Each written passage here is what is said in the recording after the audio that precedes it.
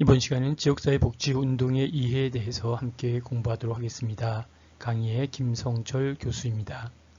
첫 번째는 지역사회 복지운동의 개념과 의의, 로스만의 실천, 모형과 지역사회 복지운동의 관계, 그리고 지역사회 복지운동의 원칙, 다음은 지역사회 기능과 지역사회 문제의 발견, 더 나아가서는 지역사회 복지운동의 전략과 전술로서의 주민 조직화 의의와 기본 원칙과 방법에 대해서 배우도록 하고요.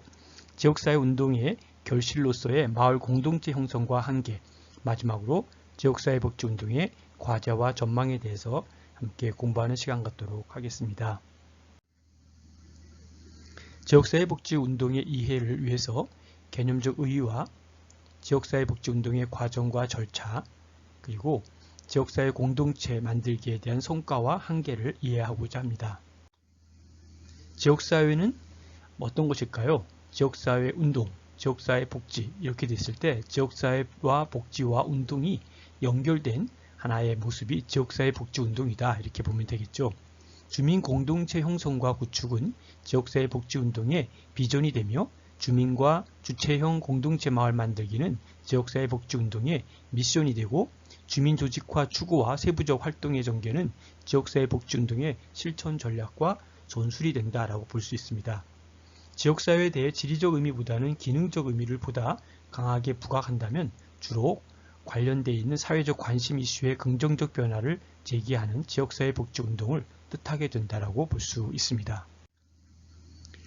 다음은 지역사회 복지운동의 개념과 의의를 살펴볼 때 지역사회 복지운동의 역할을 세 가지로 먼저 볼 수 있겠습니다. 첫째는 사회복지 정책에 영향을 미치는 중요한 요인으로 작용하고 지역사회 복지운동을 활성화하고 주민의 권리의식을 제고한다라고 볼 수 있겠습니다.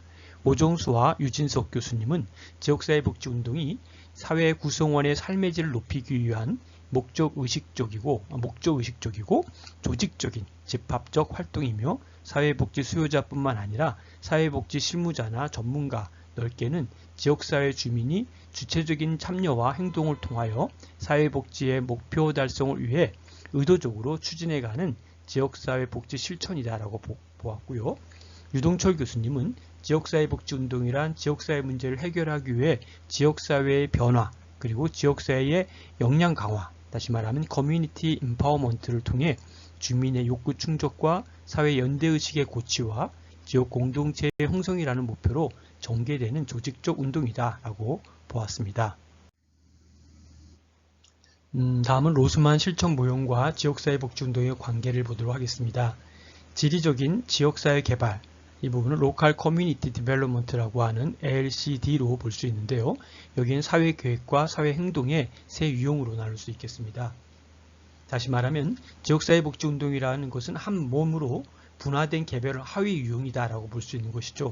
그래서 지역사회 복지운동과 기타 지역사회 복지 실천을 가름하는 핵심적 요인은 주민이 주체가 되어서 조직을 가동하고 주민이 주도하여 지역사회 복지 계획을 수립하고 공동체를 와해시키려는 외부 세력에 대해서 주민이 행동으로 저지하거나 공동체 추구라는 보다 창조적인 방식으로 지역사회 내외의 문제를 해결하려는 모든 주민 주체의 지역사회 활동을 지역사회 복지운동으로 개념할 수 있고 정리할 수 있다는 것이죠.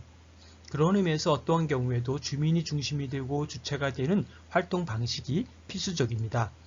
그렇지 않은 지역사회 실천 활동은 모두 식민주의 실천이라고 할 수 있는 것이 바로 나름대로 식민주의 실천이다라고 하는 짐 아이프의 폄하였다고 볼 수 있겠습니다. 다음은 지역사회 복지운동의 원칙을 보도록 하겠습니다. 첫 번째는 지역사회 주민들이 복지활동에 주체적으로 참여하는 것이다 라고 보는 것이죠.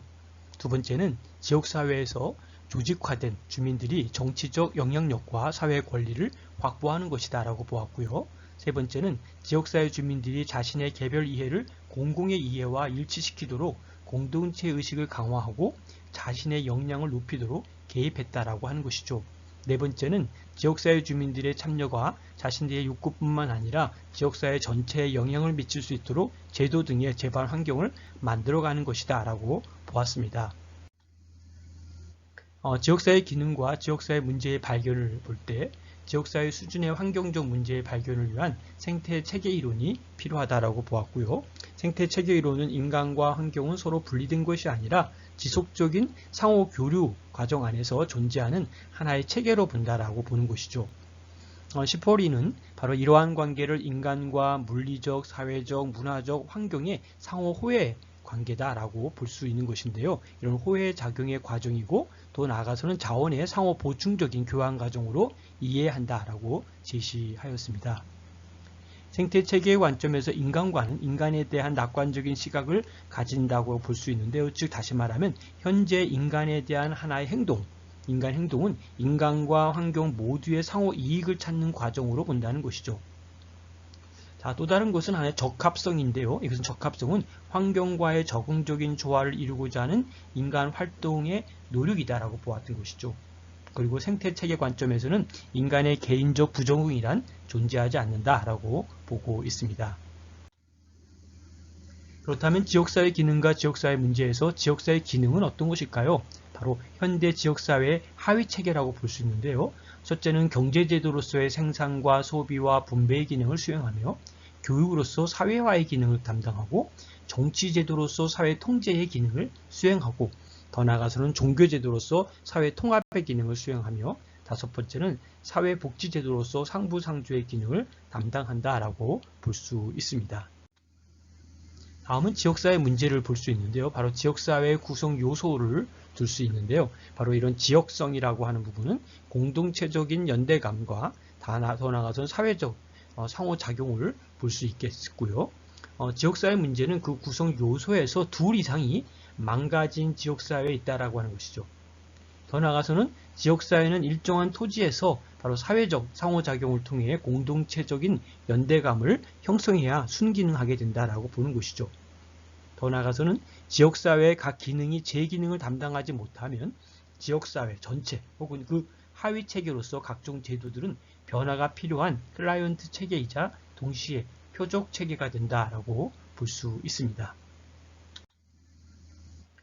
다섯 번째는 지역사회 복지운동의 전략과 전술로서의 조직에 대한 특히 주민조직화의 의의와 기본 원칙과 방법을 볼 수 있는데요.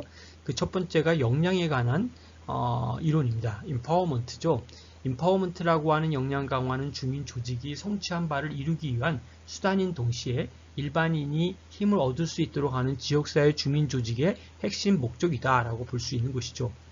그런 의미에서 역량 강화는 무기력한 개인이나 집단이 힘을 가진 상태로 이동해 나가는 것이며 개인과 가족과 지역사회가 그들의 상황을 개선하기 위한 행동을 할 수 있도록 해나가는 과정이다라고 보는 것입니다. 그런 의미에서 역량 강화는 단계적으로 발생하며 첫 번째는 사람들이 서로 비슷한 문제를 가졌다는 사실을 알게 되면서 나타나고 두 번째는 행동을 위한 주민 조직을 건설하면서 나타나며 세 번째는 변화를 추구하는 과정에서 나타난다라고 볼 수 있습니다. 역량 강화의 성과를 볼 때는 첫 번째가 자기 효능감이 증가하며 자기 비난의 감소와 자아 존중감이 향상하며 비판적 인식을 바탕으로 하는 집단 의식이 개발되고 변화에 대한 책임감이 생겨서 문제 해결을 위한 본격적으로 자신을 투여하는 부분을 볼 수 있겠습니다.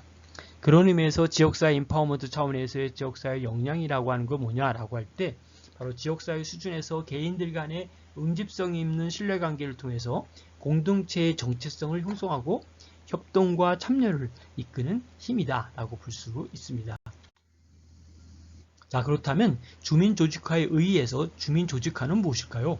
바로 자신과 지역을 올바로 인식하여 주민을 의식하는 주민의식을 갖는 것, 이 부분이 바로 주민조직화의 첫 번째라는 것이죠.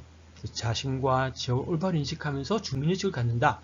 두 번째는 지역의 당면 사안이나 또 문제 해결을 위하여 주민의 힘을 모아내는 것이고 세 번째는 주민 스스로 행동할 수 있는 힘의 체계인 주민 조직을 하나로 세우는 것이다 라는 것이고요.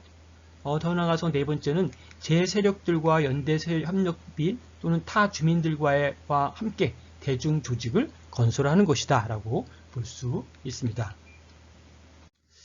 다음은 주민조직화의 목적이 뭘까요? 왜 주민조직화를 해야 하는가 라고 할 때 첫 번째는 개별 주민의 의식 고양을 위해서 주민의식을 통해서 주민의식이 주민을 만든다라고 보는 것이죠. 그리고 모여진 힘이 변화를 만든다는 뜻에서 주민의 세력화를 이야기할 수 있고, 세 번째는 사회적 배제와 소외로부터의 인간화를 볼 수 있는데, 이것은 바로 인간은 어떨까요? 인간답게 살아야 한다라고 하는 맥락을 같이 가질 수 있습니다. 네 번째는 주민조직화의 기본 원칙에서 주민조직화는 뭘까요? 그렇죠. 바로 주민 자신의 이해관계로부터 출발하며 주민이 스스로 할 수 있다는 믿음이고, 주민은 교육과 훈련으로 조직이 되며 주민조직화에서 저항과 투쟁은 바로 불가피한 행동이다라고 볼 수 있습니다. 그런 의미에서 주민조직화의 기본 하나의 방법이 있는데, 첫 번째가 대화, 두 번째가 행동과 성찰과 행동을 통해서 서로 계속 발전해 나가는 것이고, 주민의 행동과 민족 지도력, 이러한 부분들이 바로 주민조직화의 기본적인 방법이다라고 볼 수 있습니다. 그렇다면 지역사회복지운동의 결실로서의 마을 공동체 형성과 한계를 어떻게 볼 수 있을까요? 첫 번째가 공동체 이론인데요. 바로 이상적 지역사회의 9가지 조건을 제시하는데요. 첫 번째가 지역사회는 효율적인 정부라는 매개체를 통해서 질서, 즉 다시 말하면 지역사회 구성원의 생명과 재산의 안정을 도모해야 된다는 것이죠. 두 번째 뭘까요? 지역사회는 효율적인 생산체계를 통해 경제적인 안녕, 즉 다시 말하면 구성원에게 소득 보장을 해야 한다라고 보는 것이고요. 세 번째는 지역사회는 공공보건기관을 통해서 신체적 안녕과 즉 구성원의 건강과 위생을 보장해야 된다라고 보는 것이죠. 네 번째는 지역사회는 조직적이고 잘 마련된 놀이를 통해서 구성원들이 여가를 건설적으로 잘 활용하도록 해야 한다라고 볼 수 있습니다. 다음은 조직화된 지역사회에 의해서 지지받을 수 있는 윤리적 기준, 즉 다시 말하면 구성원에게 도덕체계를 제공해야 한다라고 하는 것이고요. 여섯 번째는 지역사회는 모든 사람들이 쉽게 접근할 수 있는 공공기관을 통해서 지식보급, 즉 교육을 제공해야 한다는 것이고요. 일곱 번째는 지역사회는 구성원에게 자유로이 의사표현을 할 수 있는 수단을 제공해야 하고, 지역사회는 모든 구성원들이 자기 의사가 충분히 표현되고 반영된다고 느낄 수 있는 민주적 형태의 조직체를 제공해야 한다는 것이죠. 아홉 번째는 지역사회는 구성원에게 종교적 동기를 제공해야 한다는 것이 공동체 이론의 9가지 조건입니다. 그러면 이제 마을 공동체의 의미는 뭘까요? 마을 공동체는 어떤 걸까요? 조금 더 구체적으로 얘기하면 생활 공동체로서 서로 돕고 의지하는 상호부조와 연대가 가장 잘 이루어지는 구체적인 뭘까요? 삶의 공간이라는 것이죠. 두 번째는 마을 공동체는 주민들의 어떤 풀뿌리 자치가 이루어지는 민주주의의 실천 공간이다라고 볼 수 있고요. 세 번째는 마을 공동체는 새로운 경제에 대한 질서와 또 문화가 꽃피는 대안의 경제 공간이다라고 볼 수 있겠습니다. 다음은 주민조직화를 활용한 지역사회 복지운동의 성과로서의 마을 공동체 구축의 한계에서 현실적 한계가 있는데요. 서울과 같은 대도시에서는 마을 공동체를 꾸리기가 그만큼 어렵고 또 쉽게 와해될 수밖에 없는 현실이라는 것이죠. 더 나아가서 혹독한 학업과 노동에 시달리는 우리나라 사람들에게 집이라고 하는 공간은 그 공부와 노동으로부터 좀 벗어나서 잠자는 곳 혹은 쉬어가는 곳에 불과하다는 것이죠. 그래서 재개발, 재정비, 뉴타운 건설이라고 하는 개발 폭풍이 끊이지 않는 지역사회 현실에서 마을이나 공동체라고 하는 것은 그 이야기가 마을 주민들의 귓등에도 들러오지 않을 것은 지극히 상식적이다라고 보는 것이죠. 더 나아가서는 개인과 공동체 사이의 관계를 어떻게 설정한 것인가도 매우 민감한 논란거리다라는 것이죠. 다섯 번째는 다양한 지자체나 더 나아가서 정부지원금이 주민 주체성을 상실하게 만드는 요인인 것으로 특히 마을 공동체 운동이 심각한 문제가 제기되고 있다라고 하는 것을 우리가 볼 수 있습니다.